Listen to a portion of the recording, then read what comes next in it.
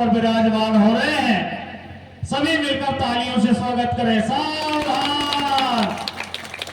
और इधर राजा जनक जी का दरबार लगता है, उधर अष्टावक्र जी महाराज प्रवेश करते हैं दरबार में।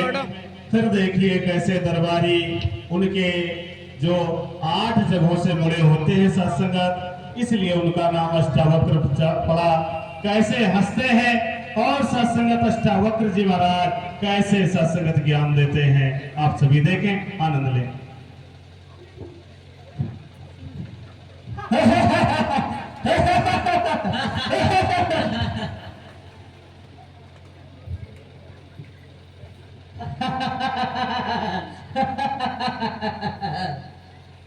अष्टावक्र, तुम क्यों हंस रहे हो? सबको देखने वाला, आसक्ति रहित, नित्य रहने वाला, निराकारी आत्मा इन सबको क्यों नहीं दिखाई दे रही है? मैं पूछता हूँ, क्या शरीर टेढ़ी है तो क्या आत्मा भी टेढ़ी होगी? अगर नदी टेढ़ी मेढ़ी बह रही है तो क्या उसका पानी भी टेढ़ा मेढ़ा होगा? मैं पूछता हूँ, आप सब किस पर हंस रहे हो? इस मिट्टी पर या इस कुम्हार पर? हे, हमने ऐसा कभी नहीं सोचा।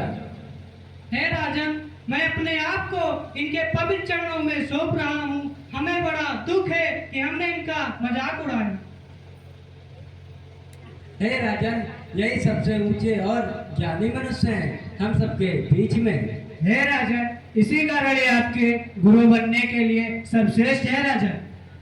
हे पवित्र आत्मा, यह मेरा सौभाग्य है कि आप यहाँ आए। क्या आप मुझे ब्रह्म ज्ञान देंगे? हाँ, अवश्य। अगर तुम्हें ब्रह्म ज्ञान की प्राप्ति करनी है तो तुम्हें मेरी हर बात माननी होगी, तभी मैं तुम्हें प्रदान करूंगा। जब तुम मेरी हर बात मान लोगे तब मैं देखूंगा कि तुम अपने आप को कितना जानते हो। हाँ, तुम मुझे कुछ भी कहो, मैं वो कर लूंगा, परंतु क्या आप ईश्वर का ज्ञान पलक झपकते ही दे सकते हो? अब आप अपना सिंहासन छोड़कर यहाँ नीचे बैठ जाएं।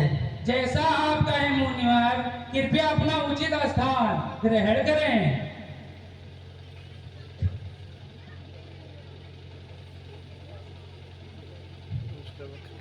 अब तुम एक साधारण मनुष्य हो।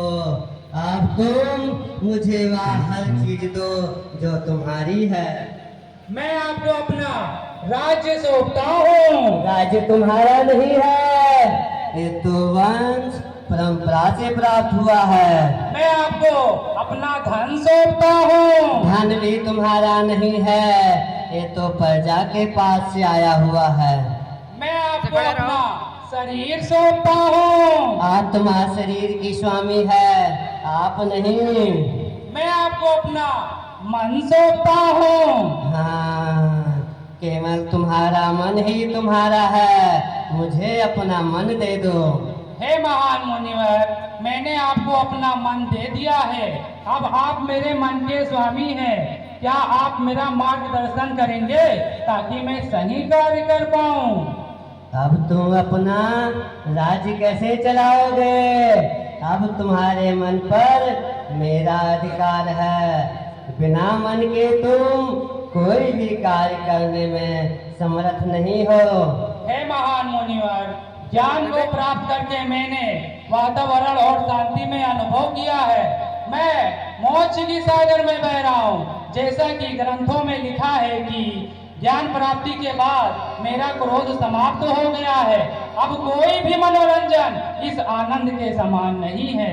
अब मेरे पास अपने प्रजा के लिए थोड़ा सा भी समय नहीं है।